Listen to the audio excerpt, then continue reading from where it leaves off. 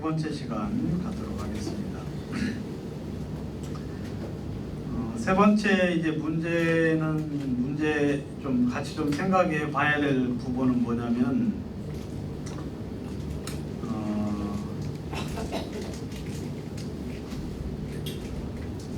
교회가 이제 처음부터 완벽할 수는 없죠. 처음부터 이제 완벽할 수는 없어요. 그래서 처음에 이제 교회가 시작이 될 때 어느 교회든지 간에 처음부터 완벽한 교회는 이제 있을 수가 없죠. 그래서 여러 가지 많은 부족한 것들이 있고 이제 부족한 부분들이 참 많이 있고 한데 제가 이제 가만히 이제 느끼면서 느낀 것은 뭐냐면 뭐 교회든 개인이든 개인은 좀 변화가 많이 되는 것 같아요. 그런데 이 교회를 가만히 보면 이제 교회가 별로 변화가 없어요. 시간이 지나도 보통 이제 기업 같은 거 보면은 기업이 아니라 뭐 조그마한 뭐 가게든 뭐든 이렇게 이제 보면은 처음에는 조그마하게 시작을 하죠. 처음에 조그마하게 시작을 했다가 시간이 지나가면서 이제 자꾸 변화가 되죠. 뭐 그냥 뭐 간단한 이야기로 이제 뭐 보면은 처음에는 이제 뭐 조그마한 이제 노점으로 시작을 했다가 조그마한 가게 하나, 뭐 포장마차 하나 내고 포장마차 냈다가 그리고 여러분 이제 기업이 너무 이렇게 처음부터 크게 하는 것도 별로 안 좋은 것 같아요. 처음에는 경험도 없고 실력도 없고 하니까 이제 노점으로 시작을 하는 것이지. 노점을 하다 보면 이제 노하우가 생겨요. 저희 어머니도 예전에 이제 뭐 장사를 조금 해보신 적이 있는데 처음 할 때는 이제 채소 같은 거 이렇게 파셨는데 채소 이렇게 이제 띄어온 거 있으면 그날 막 다 파셔야 된다고 처음에는 생각을 하셨다 그러더라고. 띄어온 건 그날 다 팔아야 된다고. 근데 며칠 하다가 보니까 다 팔아야 될 것도 있지만 그 다음 날에도 가져갈 수 있는 것도 있다. 그걸 아시고는 이제 막 처음 막 다 팔아야 된다는 그런 압박감에서 벗어나서 이제 뭐 하루가 이제 하루 기간인 것은 그날 다 팔고 그 다음에 좀 더 이제 내일이나 모레까지 팔 수 있는 것은 이따가 팔고 그렇게 하면서 이제 노하우가 쌓이면서 규모도 커지고 그렇게 하면서 이제 가게를 얻고 가게를 얻어서도 이제 사람을 쓰는 이제 법도 배워야 되죠. 그리고 장사를 내가 어떻게 해야 되는지 규모도 이렇게 이제 생각을 하고 뭐 배달을 하면 어느 정도까지 해야 되는지 욕심만 부려가지고 막 멀리까지 한다고 했다가 오히려 더 낭패를 보는 수가 있고 하니까 그 한계를 정해가지고 그러면서 이제 한 10년 정도 되면 이제 딱 안정적으로 그러면 이제 들어오는 물건이 항상 이렇게 정해져 있고 나가는 거 해가지고 딱 데이터가 이제 잡혀가지고 안정적으로 이렇게 이제 그 뭐 가게든지 회사가 이제 운영이 되는 것들을 우리가 이제 볼 수 있는데 이제 교회도 마찬가지예요. 개인도 마찬가지고 교회도 이제 처음에는 다들 이제 부족하게 시작을 했죠. 부족하게 시작했으면 어떻게 해야 되느냐면 이제 계속해 이제 성경적으로 이제 바꿔 나가는 거죠. 성경적이지 않은 것은 성경적으로 이제 바꿔 나가고 그러면서 이제 의와 거룩함을 유지를 하면서 부족한 것은 채우고 고칠 것은 고치고 더할 것은 더하고 뺄 것은 빼고 그 다음에 그 중에 생기는 문제는 어때요? 문제는 성경적으로 해결을 해가지고 이 교회 성경적으로 좀 안정적으로 성경적인 안정을 가지고 교회를 이렇게 이제 유지를 진행해 나가야 되는데 보면은 복음적인 교회가 이제 그렇게 하지를 않아요. 복음적인 교회가 특별히 변화가 없어요. 그냥 숫자만 늘리는 것에 이렇게 급급해 있지, 숫자만 늘려가는 것에 급급해져 있고, 말씀이라든지 그 다음에 교회 운영이라든지 교리적인 부분이라든지 그런 부분에 대해서는 변화가 없이 그냥 가는 경우들을 이렇게 볼 수가 있습니다. 제가 그래서 성경에 이제 예루살렘 교회를 한번 이렇게 이제 생각을 해봤는데요. 예루살렘 교회를 보면은 이제 사도행전을 한번 보시겠습니다. 사도행전 2장에 보시면 사도행전 2장 40절 또 여러 말로 확증하며 권하여 가로되 너희가 이 패역한 세대에서 구원을 받으라 하니 그 말을 받은 사람들이 세례를 받으며 이날에 제자의 수가 3,000이나 더하더라. 저희가 사도의 가르침을 받아 서로 교제하며 떡을 떼며 기도하기를 전혀 힘쓰니라 그랬어요. 여기 보시면 이제 초대교회 당시에 처음에 이제 오순절 날 3,000명이라는 사람들이 이제 구원을 받아서 이렇게 이제 구원을 받았죠. 근데 이제 이 구원을 받은 그 형제 자매들을 향하여 저희가 사도의 가르침을 받았다 그랬는데 그 교리를 배운 거예요. 교리를. 그래서 이제 가르침을 받고 서로 교제를 하면서 떡을 떼었다. 그 다음에 43절 사람마다 두려워하는데 사도들을 인하여 기사와 표적이 많이 나타나니 믿는 사람들이 다 함께 있어 모든 물건을 서로 통용하고 또 재산과 소유를 팔아 각 사람의 필요를 따라 나눠주고 날마다 마음을 같이하여 성전에 모이기를 힘쓰고 집에서 떡을 떼며 기쁨과 순전한 마음으로 음식을 먹고 하나님을 찬미하며 온 백성에게 친송을 들으니 주께서 구원받는 사람을 날마다 더하게 하시니라. 처음에 이렇게 이제 구원을 받아서 사도의 가르침을 받았지요. 그래서 계속해서 이제 사도들의 가르침 말씀을 말씀의 이제 양육을 이 형제자매들이 이제 받았어요. 그래서 이제 구원을 받아가지고 교회 안에서 이제 굉장히 이렇게 놀라운 어떤 역사들이 이제 계속해서 있었는데, 그러면서 이제 4장 32절에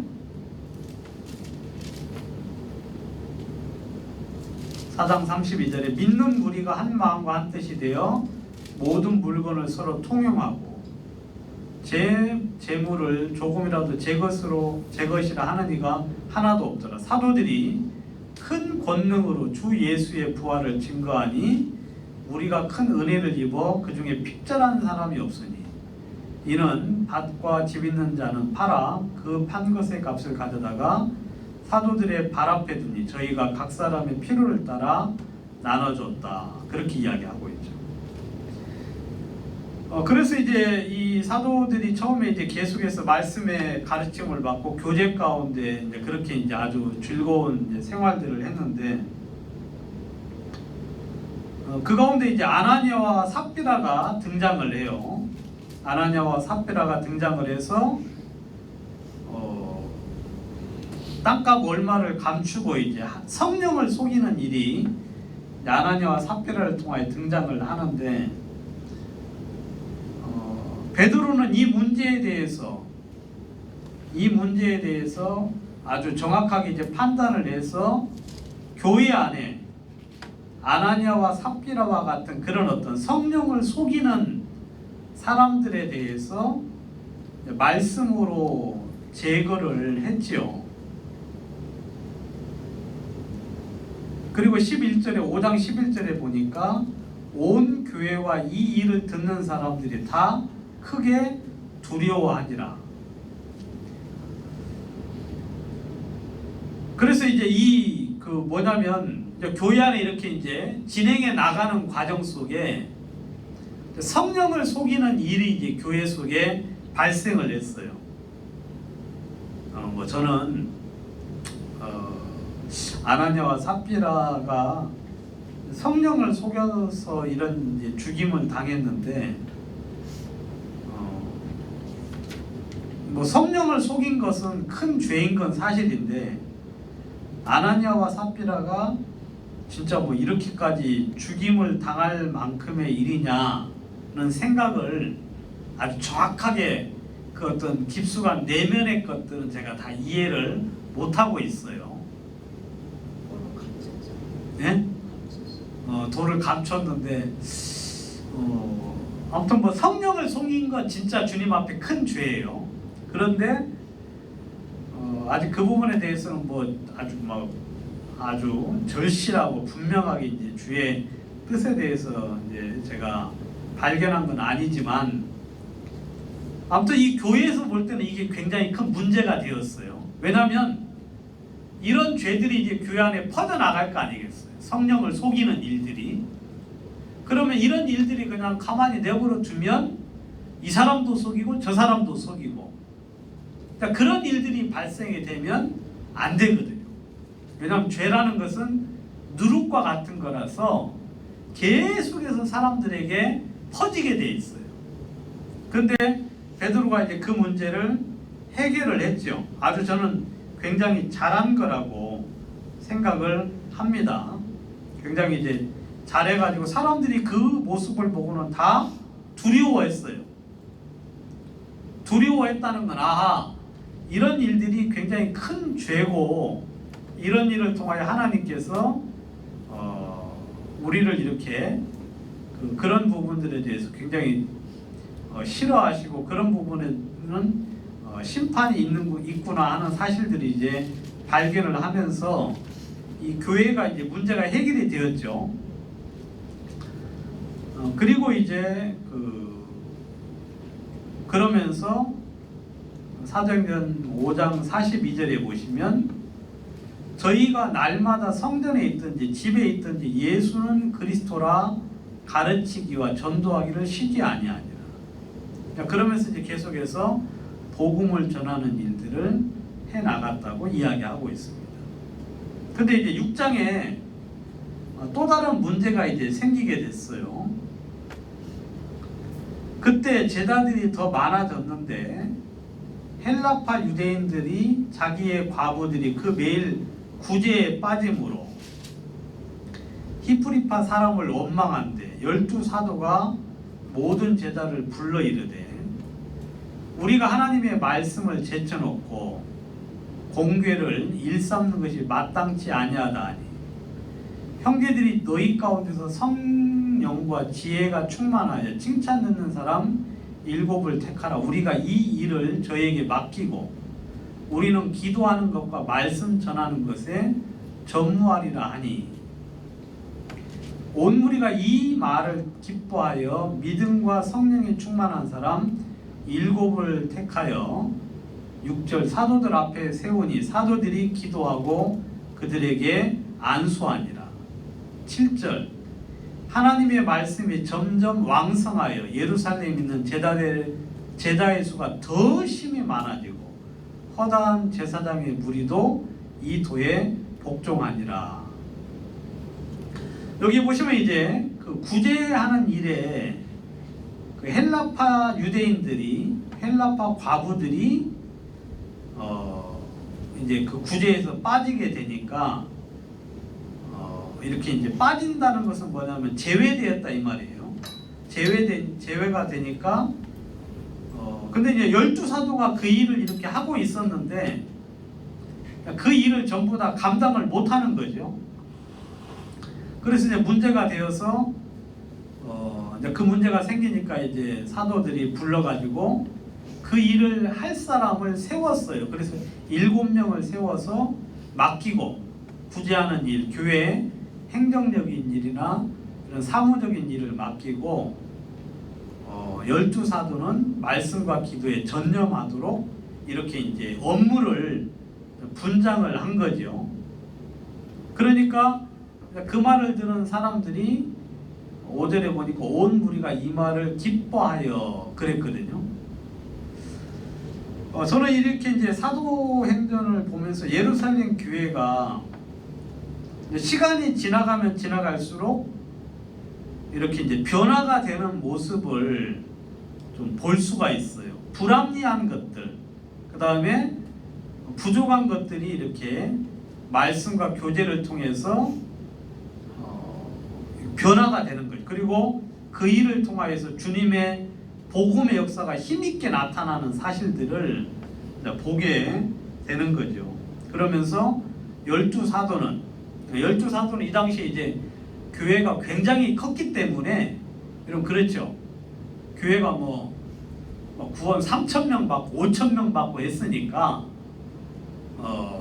교회가 엄청나게 커졌기 때문에 열두 사도는 기도와 말씀 전하는 것을 전무화해가지고 이렇게 이제 업무가 이제 분장이 되어서 그 일들을 인하여서 7절에 보니까 하나님의 말씀이 점점 왕성하여져서 제자들의 수가 심히 많아졌다. 그리고 허다한 제사장 무리도 이 도에 복종을 했다라고 이야기를 하고 있습니다. 저는 이제 저는 이제 개인적으로 이런 모습을 보면서 교회가 점점 안정적으로 그리고 발전적으로 변화가 되고 있구나.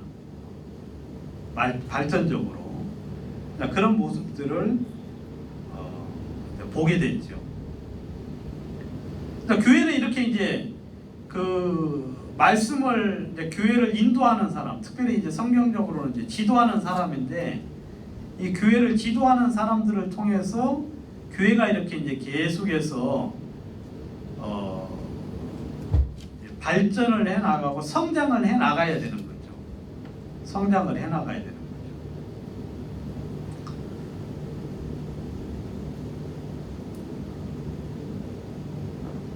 거죠. 그리고 또 8장 14절에 보시면, 사도행전 8장 14절,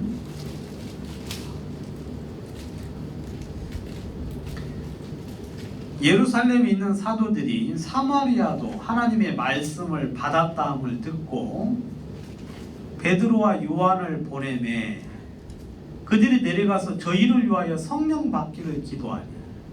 여기 보시면 이제 사마리아 교회가 빌립의 전도를 통해서 교회가 이렇게 형성이 됐어요. 교회가 형성이 되니까 예루살렘에 있는 사도들이 그 이야기를 듣고는 대표로 베드로와 요한을 보내어서 그 사마리아 교회를 양육을 하게 하는 장면이 지금 읽은 이 부분에 나와 있어요. 이런 것까지는 이제 복음적인 교회에서 충분히 하고 있어요. 이런 부분들이 이제 당연히 이렇게 이제 하고 있는 거죠. 그래서 이제 교회가 점점 안정적이 되고, 그리고 우리가 잘 아는 대로 안디옥 교회가 이렇게 이제 그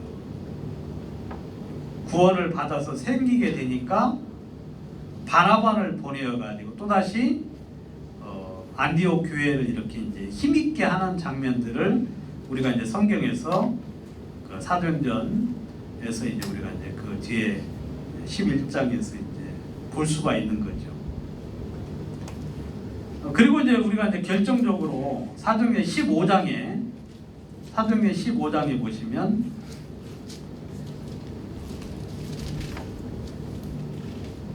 사도행전 15장에 보시면 그 안디옥 교회에 문제가 생겨가지고 할례의 모세의 법대로 할례를 받지 않으면 능히 구원을 얻지 못한다고 하는 그렇게 말하는 무리가 생겨나서 안디옥 교회 안에 이제 문제가 생겼을 때 그걸 예루살렘 교회 안에 그 문제를 가지고 왔죠. 그래서 그것에 대해서 어떻게 했느냐면 사도들이 의논을 통해서 성경적인 어떤 분명한 그 정함을 가져다 줘요. 그래서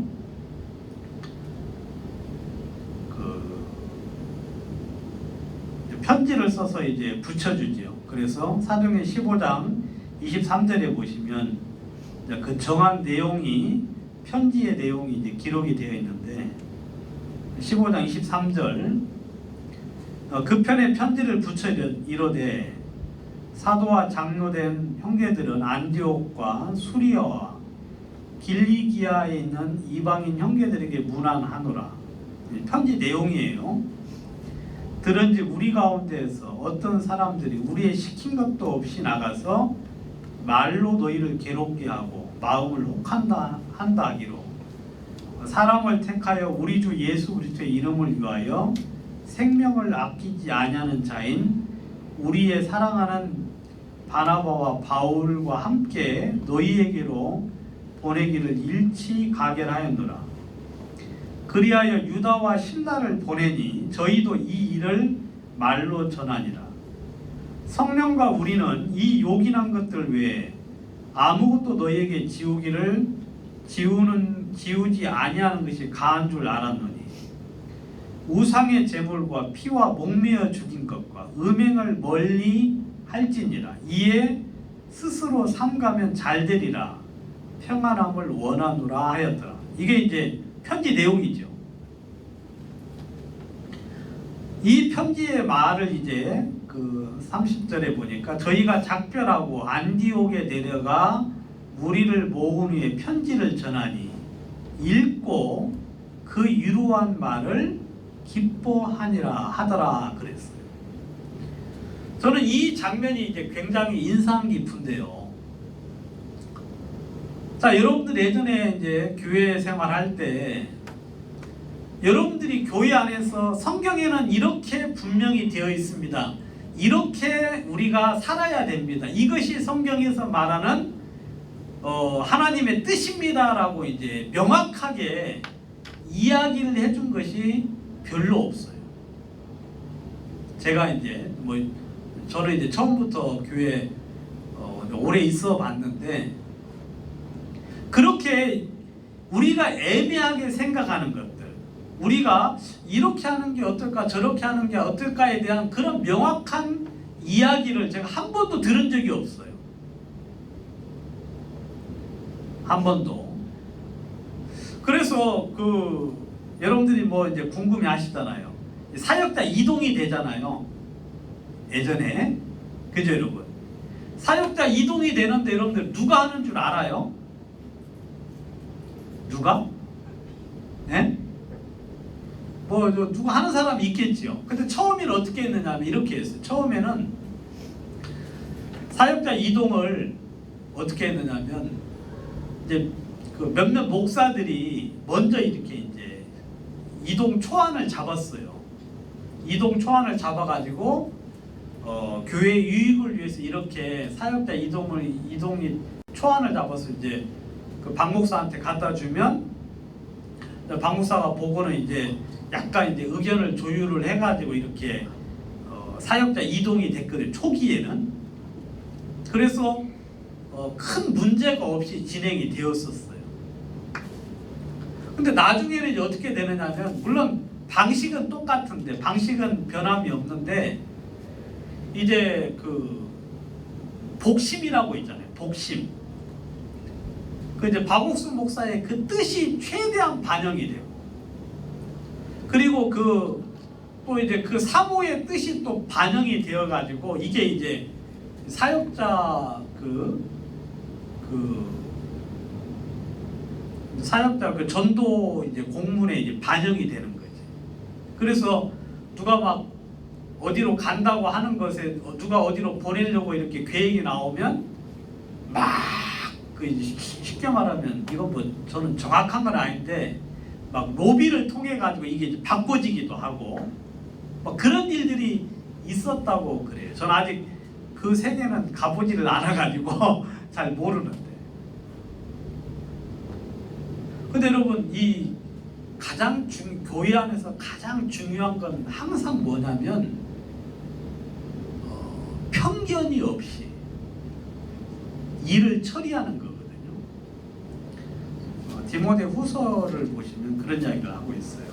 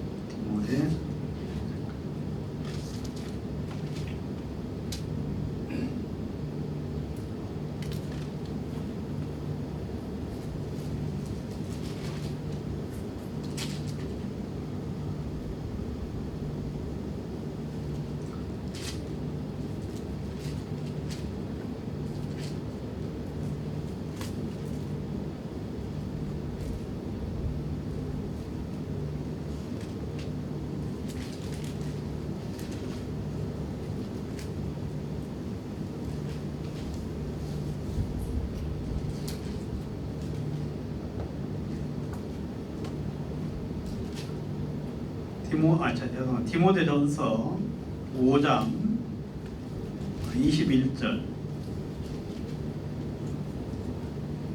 디모데전서 5장 21절. 하나님과 그리스도 예수와 택하심을 받은 천사들 앞에서 내가 엄히 명하노니 너는 편견이 없이 이것들을 지켜 아무 일도 편벽되이 하지 말며. 저는 제가 이제 이 말씀을 굉장히 중요하게 생각을 하고 있어요. 지금도 마찬가지입니다. 제가 이 말씀을 이제 본 이후로 이 말씀에 대해서 항상 생각을 하면서 어떤 일들을 할 때 이렇게 하려고 무한적으로 애를 쓰고 있는 대목이거든요. 뭐냐면 편견이 없이 편벽되이 하지 말아라. 편벽되다는 건 뭐냐, 한쪽으로 치우치다 그 말이에요. 어떤 일들을 할 때 편견을 가지고, 편견, 사심을 가지고 한쪽으로 치우친 결정을 하지 말아라. 여러분, 이 공동생활에 있어서 이것은 그 공동체를 무너뜨리는 가장 치명적인 일이에요. 치명적인 일. 그러니까 여러분, 주님의 보좌의 기초는 뭐예요? 의와 공평이거든요. 그러니까 주님의 일을 할 때 가장 중요한 것은 편벽됨 없이 이렇게 공정하게 일이 처리되는 거예요.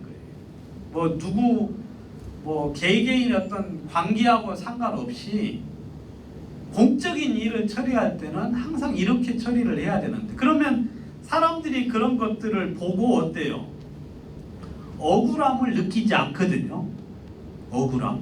근데 여러분, 교회 안에서, 공동체 안에서 억울함을 느끼기 시작하고 내가 소외되었구나, 불합리하게 처우를 받았다, 불합리한 대접을 받았다고 하는 순간 그 공동체는 그냥 무너지기 쉽거든요.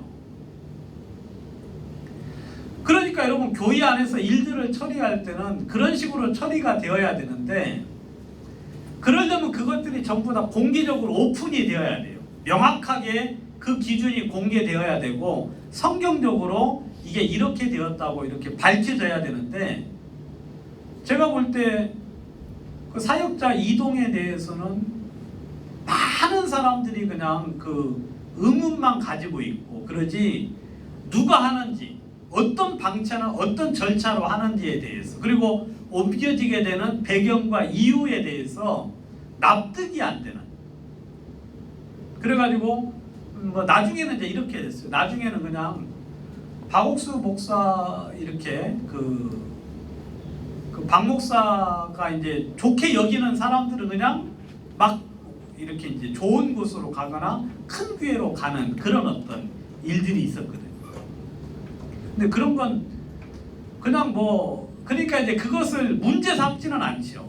왜냐면 문제 삼아봤자 아무 해결이 없으니까. 그렇지만 그냥 그것에 대해서 아무 이야기를 않고 그냥 조용히 있는 거지, 보는 사람들마다. 그럼 점점점 소극적으로 되고 교회는 이제 힘을 잃게 되는 거예요. 근데 여러분, 그것뿐만 아니라 교회 징계에 대해서, 그 다음에 교회 일처리나, 그 다음에 교회 교리적인 면이나 그런 면들에 대해서 교회는 이 사도행전 15장에 나와 있는 것처럼 이런 식의 분명한 일처리가 되어야 돼요. 여러분, 사도행전 15장에 이런 편지가 그 안디옥 교회에 전해졌을 때 사람들이 그 편지를 받고 그 유로의 말을 인하여서 어때요? 기뻐하더라 그랬죠. 왜냐하면 이 할례에 관한 문제가 정확히 해결이 되지 않으면 신앙생활하기 굉장히 힘들거든요. 그리고 항상 마음속에 찜찜함이 있는데, 이 예루살렘 교회에서 그 부분에 대해서 명확한 성경적인 교리를 확정적으로 제시를 해줬을 때 사람들이 굉장히 큰 어떤 힘을 가지게 되었다고 이야기하고 있어요.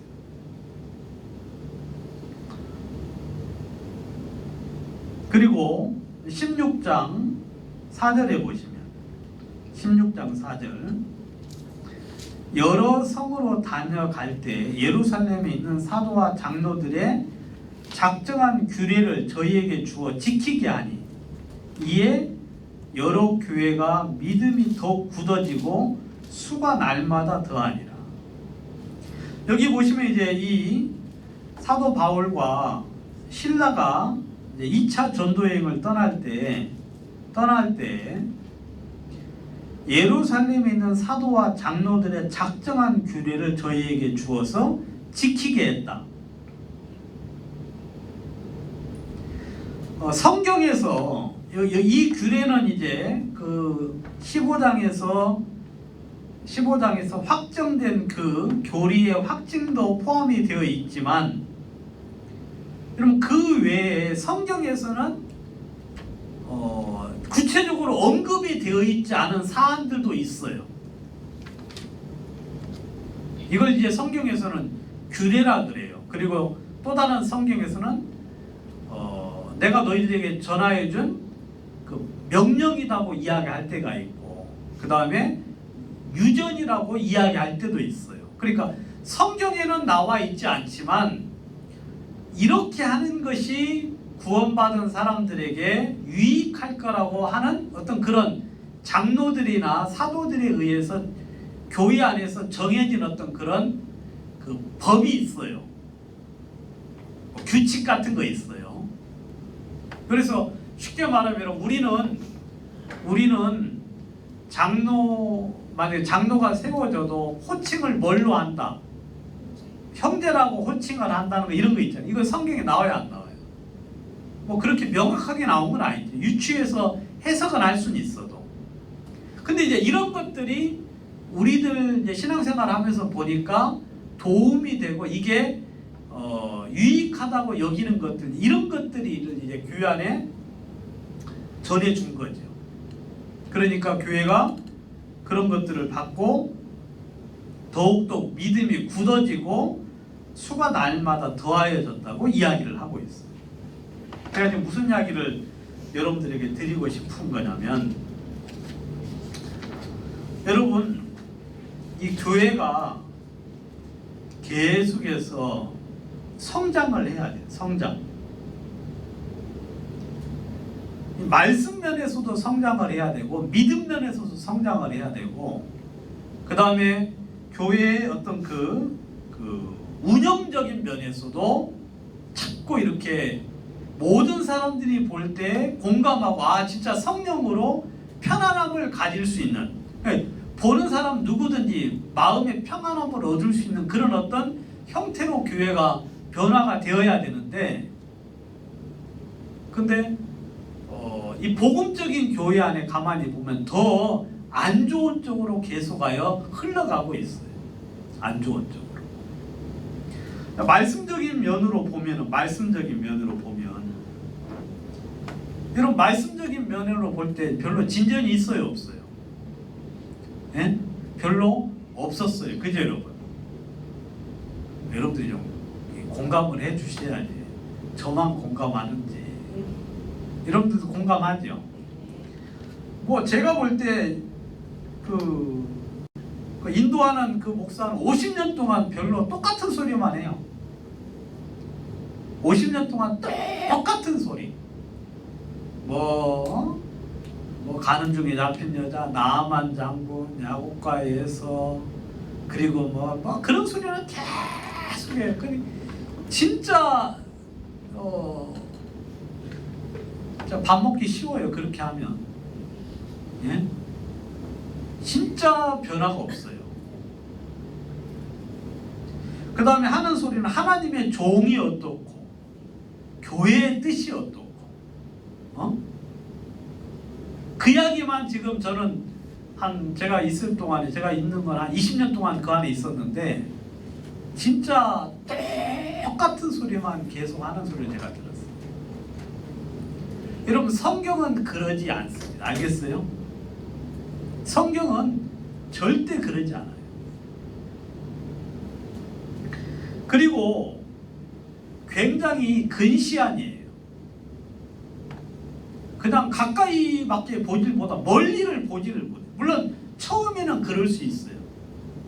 그렇지만 진짜 멀리 바라보고 우리 교회가 장차 어떻게 주님의 인도를 받아야 될 건가에 대해서 생각을 해봐야 되는데, 제가 볼 때는 그런 준비 하나도 안 해요.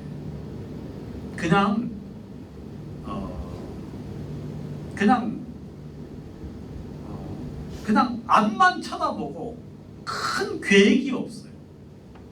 큰 계획.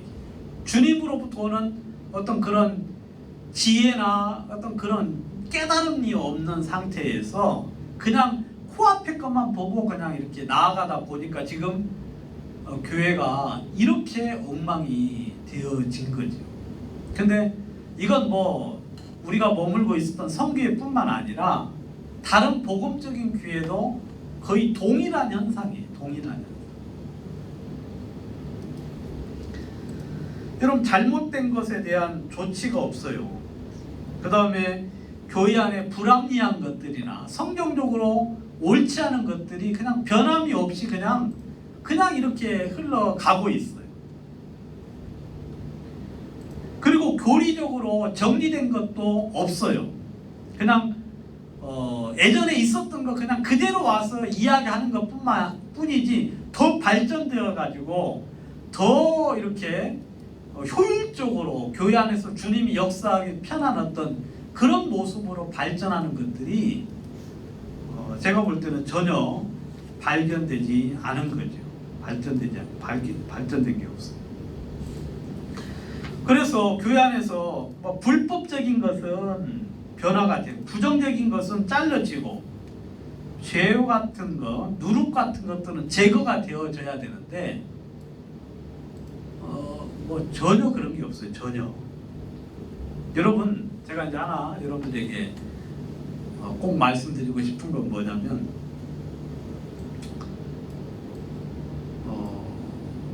여러분, 이 교회는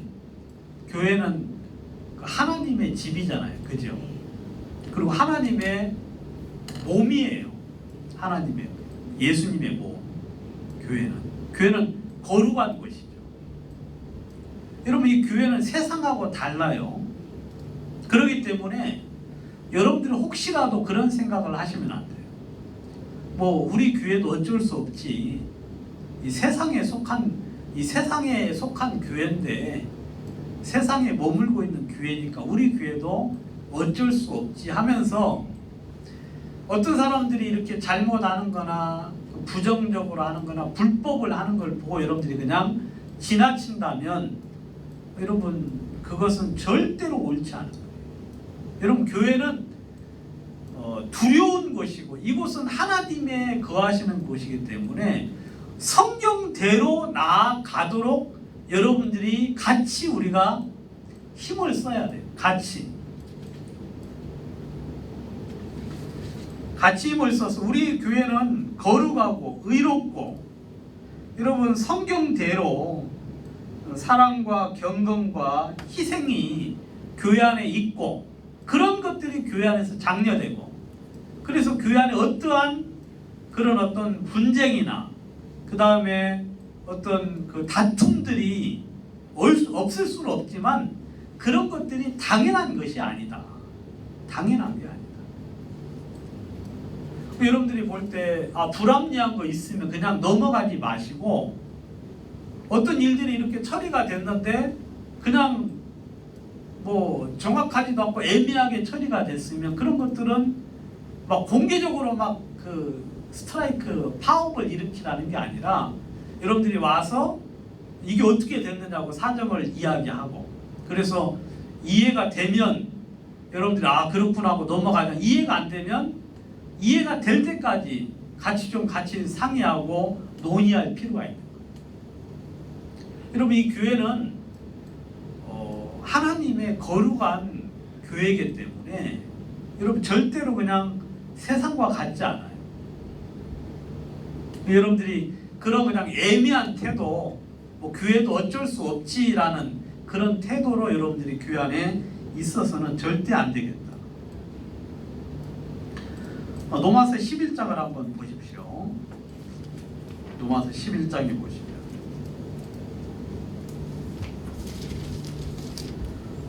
11장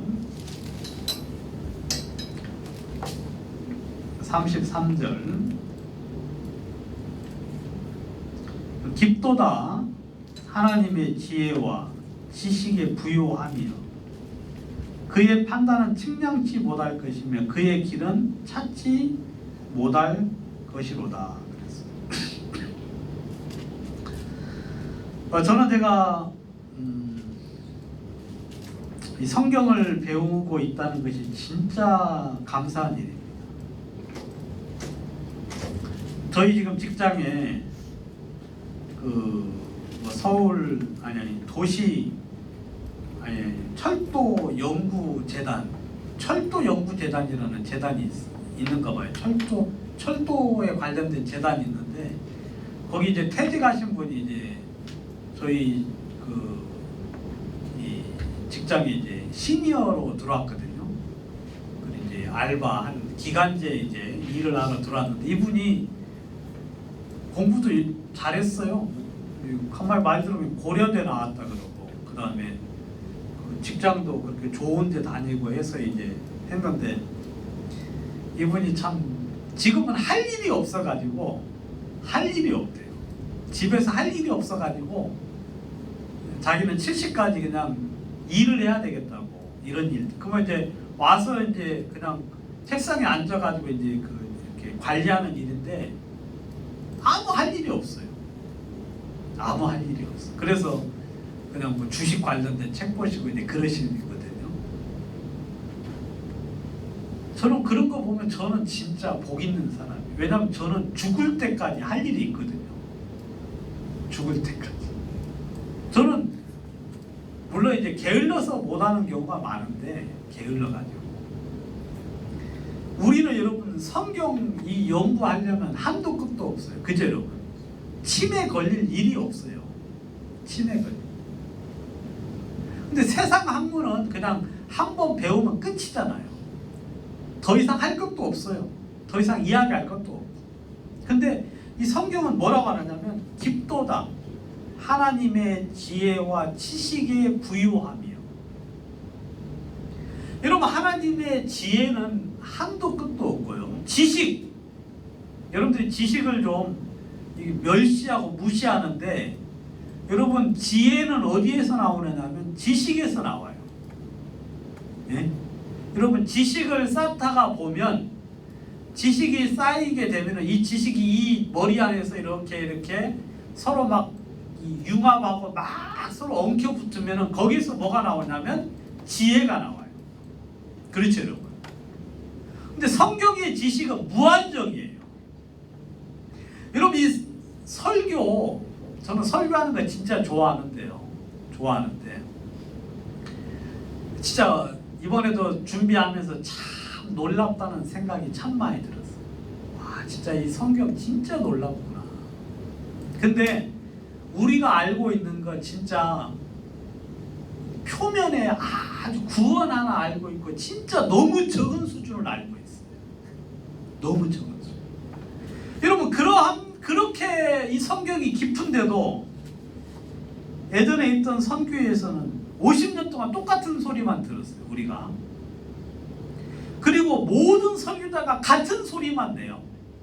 예? 모든 설교자가 똑같은 소리만 해. 목소리만 달라졌고 내용은 못 돼요. 다 똑같아요. 여러분 그건 진짜 타락한 교회예요. 타락한 교회. 그 다음에 기본도 안 되어 있는 그냥 엉뚱한 소리를 그렇게 하고 있어요. 여러분 절대 그게 아닙니다. 절대 안 그래요. 여러분 이 성경은 이 하나님의 말씀은 진짜 무한한 말씀이기 때문에 여러분 사도 바울이 에베소 예배소 개척하고 나서 거기서 3년 동안 설교했거든요. 그죠 여러분? 3년 동안. 여러분 매일매일 모여서 설교를 했어요. 진짜 그 깊이라는 것은 이루 말할 수도 없는 것이죠. 저는 제가 이제 그 사도 바울의 설교를 듣고 싶어요. 예배소에 가가지고 도대체 그분이 무슨 설교했는지, 말에는 조례다 그랬으니까 들을 때는 좀 깝깝한 부분이 없지 않아 있을 수 있는데, 근데 그 내용은 굉장히 제가 듣고 싶거든요. 근데 그 내용이 이제 서신서에 다 기록이 되어 있지 않습니까? 이 서신서 내용 읽어보면 진짜 너무 이해가 안 되는 게 많아요. 너무 심오해가지고. 그 다음에 그 깊이며 그 넓이며 그게 이렇게 무한대요. 여러분 교회는 그 말씀을 형제 자매들에게 전해줘야 돼요. 여러분들도 그 말씀 들으면 여러분들은 진짜 변화가 될 겁니다. 진짜 이렇게 안 살지. 골로새서 2장 3절에서는 그 안에는 지혜와 지식의 모든 보화가 감추어져 있다고 이야기하고 있어요. 골로새서 2장 3절에. 여러분 예수 안에는 지혜와 지식의 모든 보화가 감추어져 있다. 이 보화라고 이야기하고 보물이라고 이야기하고 있지. 보물. 여러분 자매님들도 성경 연구 좀 하세요. 아시겠어요? 예? 자매님들도 성경 연구 좀 해요. 제가 성경 연구하다 보면은 진짜 기쁠 때가 엄청 많아요. 저도 지금 10년 전보다 많이 변했어요. 10년 전보다 이 지식적으로도 많이 변화가 됐고, 진짜 마음속에 이 주님이 깨닫게 하신 것들이 굉장히 많아졌어요. 아무튼 지난 20년보다 이번에 10년 동안 이렇게 이야기하고 생각한 것 중에 막 지금은 이제 막 많이 정리가 되고 있는 중이거든요. 정리가. 그래서 어느 정도 이제 기본적인 틀은 좀 갖추게 되었다는 이제 그런 마음이 드는데, 아무튼 여러분들 이 지식 이거 엄청나고요. 그 다음에 성경에서 말하는 지혜 이것 또한 엄청나요. 근데 우리는 아직 우리 교회는 그런 것들이 좀 많이 나타나지 않아서 문제지요.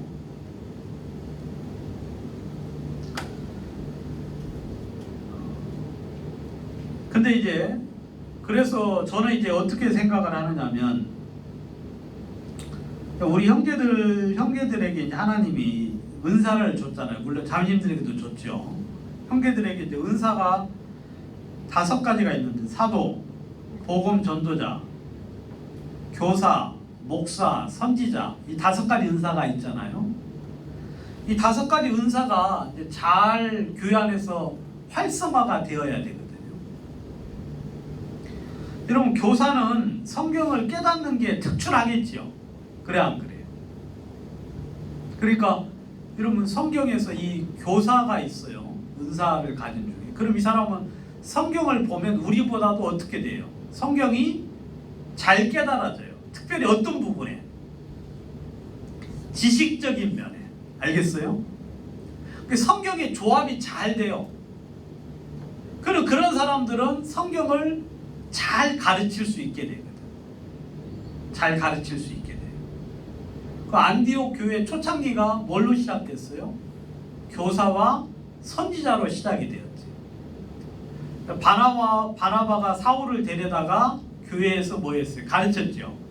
1년 동안 교회를 가르쳤는데 이 안디옥 교회가 완전히 변화가 돼서 사람들이 태도가 달라졌어요. 그래서 크리스찬이라는 이름이 생기게 됐죠. 그리고 자체적으로 이제 구원받은 사람 중에 변화된 은사가 있는 사람이 생겨가지고 교사와 선지자가 안디옥 교회 5명인가가 있었어요. 그 중에 사울도 포함되어 있고 바나바도 포함이 되어 있고 또 다른 사람들이 있었지요. 그래서 안디옥 교회에서 말씀을 그렇게 잘 전했는데 교회 속에 성령이 충만하게 역사되고 결국 그 교회 속에서 세계 선교를 담당할 수 있는 그런 어떤 전초 기지가 되었죠. 그게 바로 뭐냐면 교사들이 성경의 말씀을 잘 가르쳤기 때문에 가능한 것입니다.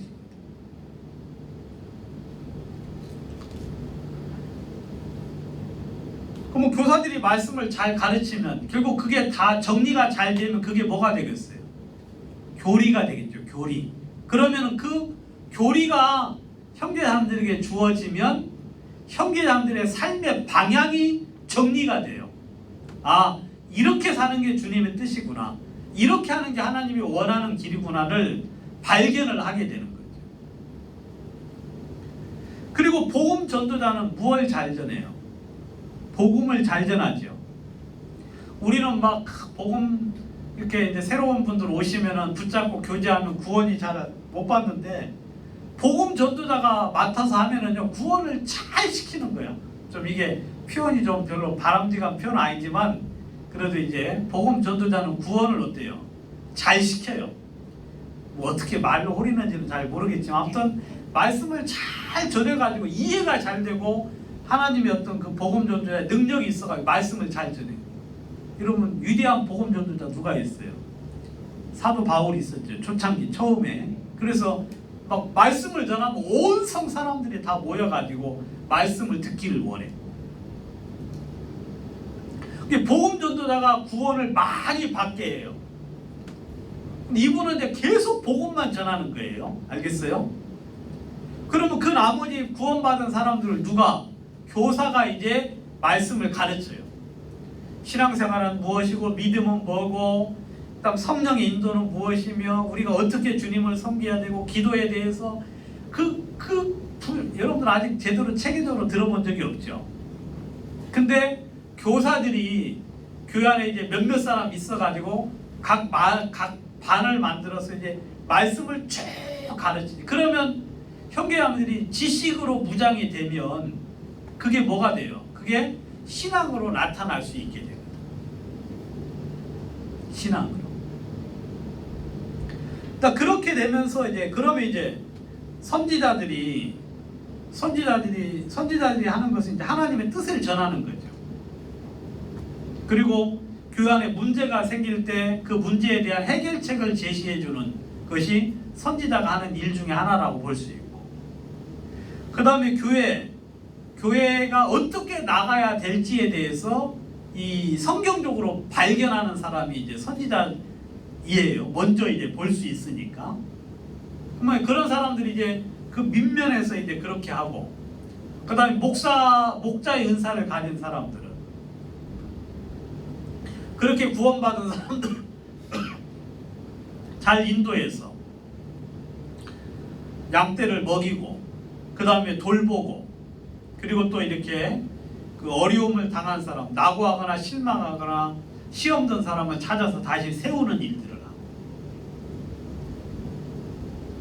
사도는 복음이 없는 곳에 가서 복음을 전하고, 그리고 또 사도는 그 보냄을 받았다는 거니까 바나바도 사도일 수가 있죠. 안디옥 교회 파송을 받았으니까. 근데 바나바는 이 권위자거든요. 바나바는 이렇게 권면하는, 그러니까 이 어떤 목사 쪽의 은사를 가진 사람인데 어느 정도 가르치기도 하고 또 그쪽으로 잘 하니까 이제 보냄을 받아가. 그러니까 사도는 교회가 없는 곳에 갈 수도 있고, 교회가 세워진 곳에 교회를 이제 더욱더 세우기 위해서 이제 보냄을 받는 경우도 있고. 아무튼 그래가지고 이 교회 전체적으로 이런 은사가 있는 사람들이 있고, 그리고 그 이후에 연장자로서 장로가 있어서 교회를, 양떼를 전반적으로 직분을 가지고 이제 치는 거죠. 여러분 교회가 여러분 시간이 지나가면 교회는 이렇게 자리를 잡아야 돼요. 알겠습니까? 여러분 제가 지금 이야기한 건 이거 이렇게 되는 데 있어요, 없어요? 없어요. 이렇게 되는 데가 없어요. 근데 여러분 성경은 그렇게 말하고 있거든. 그리고 우리 교회는 그렇게 되어져야 되는 거예요. 이게 처음엔 안 되겠지만 시간이 가면 그 다음에 또 여기서 이제 추가적으로 늙은 여자들, 그러니까 이제 늙은 자매님들이지, 나이가 오래된 자매님들은 젊은 사람들 데려다 놓고 뭘 시켜야 돼요? 이제 그 젊은 여자들에게 필요한 교육을 시키는 거지. 각 결혼한 사람들 누가 교육 잘 시키겠어요? 그 늙은 자매들이 이제 나이 많은 자매들이 앉혀놓고 이제 본을 보이면서 이제 교육을 시키는 거지. 여러분 이렇게 되면 교회가 힘이 있어요. 그리고 전문적으로 되니까 여러분 뭐 조그마한 뭐 하나 할 때도 전문적으로 딱 일이 분업이 돼 있어야 안 돼 있어요. 분되어 있어요. 딱 뭐 저도 저희 그 조그마한 그 회사도 업무 분장이라고 해가지고요, 업무를 딱 분장해가지고 딱 맡아줘요. 그 사람의 그 재능에 맞게, 그리고 그 분야에 맞게. 그 일을 딱 하고 그 일을 하고 나면 어때요? 그럼 시간적인 여유가 있어 옆에 돕기도 하고, 그렇게 서로 상호 보조하면서 업무를 분장하니까 펑크가 안 나잖아요. 근데 이 교회가, 여러분 교회는 진짜 정교한 곳이거든요.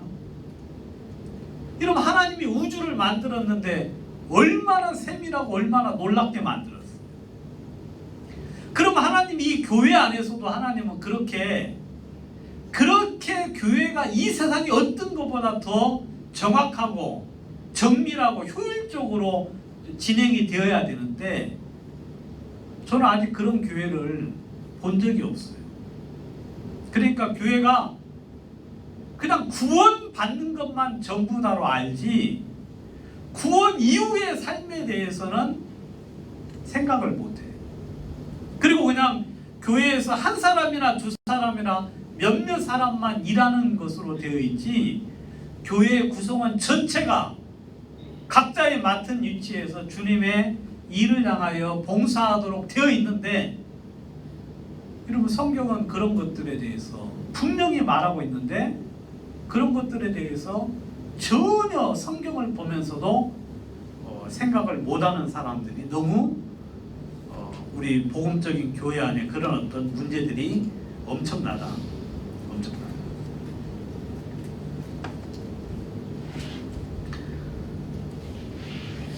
여러분 성경에 예배소서를 보세요.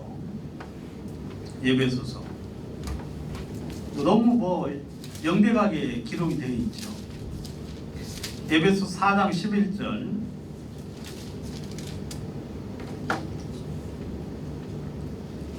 그가 혹은 사도로 혹은 선지자로 혹은 복음 전하는 자로 혹은 목사와 교사로 주셨으니 이는 성도를 온전케 하며 봉사의 일을 하게 하며 그리스도의 몸을 세우려 하십니다. 우리가 다 하나님의 아들을 믿는 것과 아는 일에 하나가 되어 온전한 사람을 이루어 그리스도의 장성한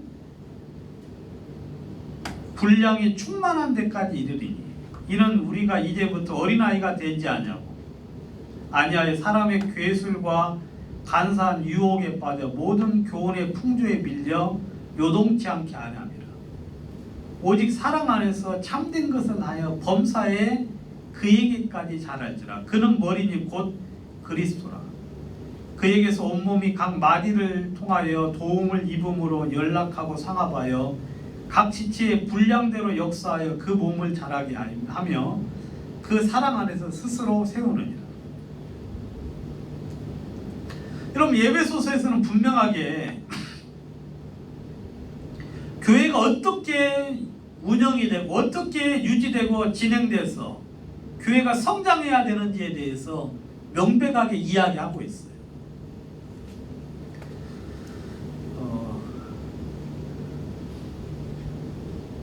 형제교회도 있는데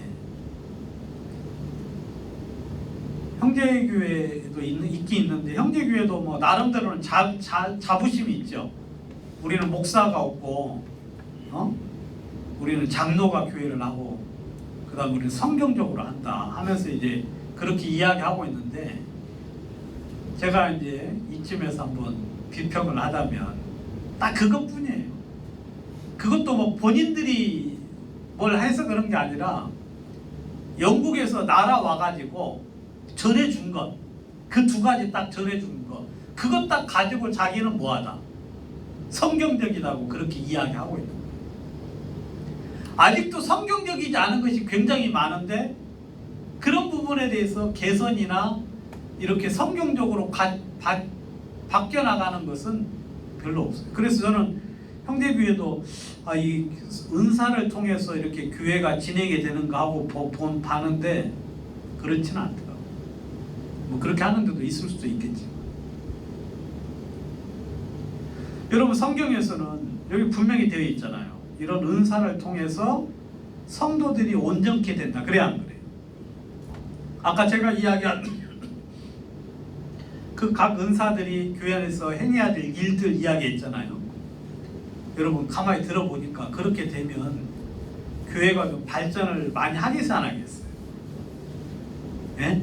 여러분 그렇게 공감이 돼요? 말로만 그러시는 거 아니고?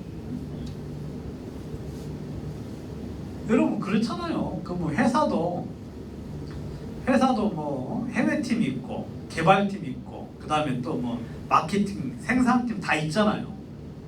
똑같아요. 교회도 원리는 똑같지.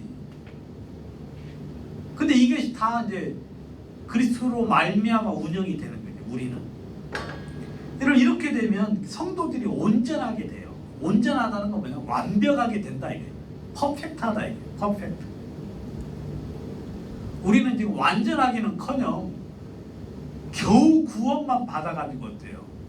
지금 성경도 잘 모르고 구원만 받아가지고 그 사람들 보고 구원 받으라고만 하고 가끔 죄 있으면 지옥 간다는 이야기 한마디만 할 뿐이지 이거 뭐 성경적으로 아는 것도 별로 없고 실천되는 것도 별로 없고 이거 온전하지 않아요. 알겠어요? 그리고 잘못된 거 지적받는 경우도 없어요.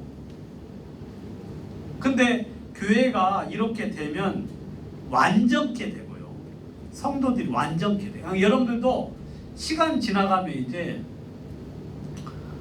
크리스찬이라는 이야기를 듣게 되는 거지. 구원받았다고 크리스찬이 아니에요, 여러분. 알겠어요? 구원받은 사람들은 이제 구원받은 형제고 크리스찬이라는 건 뭐냐면 예수를 닮은 사람. 그에서 예수의 냄새가 나고 예수의 모양이 나타난다 해가지고 크리스찬이잖아요. 그 완전케 되고 그 다음에 봉사에 일어나는 우리 모든 사람들이 전부 다 하나님을 섬기는 거예요. 여러분 교회 안에 몇몇 사람만 일하는 거 아닙니다. 모든 사람들이 우리가 지금 세상 일을 하는 것은 세상에서 복음을 전하려고 그렇게 하는 것이지 실제로 우리의 할 일은 뭐예요? 교회 안에서 이 봉사의 일을 하는 거예요. 그리고 그리스도의 몸을 세우는 거예요. 우리 그리스도의 몸. 이 그리스도의 몸이 완전케 되면 여러분 주님의 뜻이 정확하게 전달되겠어요? 안 되겠어요? 주님의 뜻이 정확하게 전달이 되죠.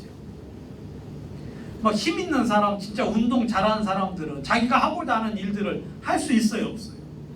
몸이 약한 사람들은 못하는 거지. 어린 아이들은 못하죠. 그럼 우리 지금 교회가 이 복음적인 교회가 그냥 한 방향으로만 발전이 돼가지고 아무 일도 못하는 거예요. 그런데 주님의 뜻이 우리 속에 전달이 될 때 그 뜻이 완전하게 전달이 되기 위해서는 몸이 완성이 되어야 되지. 그러려면 각자 역할들이 충실하게 되어져야 된다. 그래서 우리가 하나님을 믿는 것과 아는 일이 하나가 되어 완전한 사람이 이루어 그리스도의 장성한 분량이 충만한 데까지 이르는 게 주님의 목적이에요. 아무튼 저는 소망이 있어요. 소망이 있는데 진짜 우리 교회가 이런 말씀을 쫓아서 나아가면 여러분 진짜 복음 잘 전하는 사람이 복음 전하면 구원 잘 받잖아요. 그죠 여러분? 그것처럼 여러분들이 한 사람 한 사람 이제 완전한 자가 돼서 장성한 자가 되면 여러분들을 통하여 주님이 힘있게 증거되면 주님이 영광을 받으실 거예요.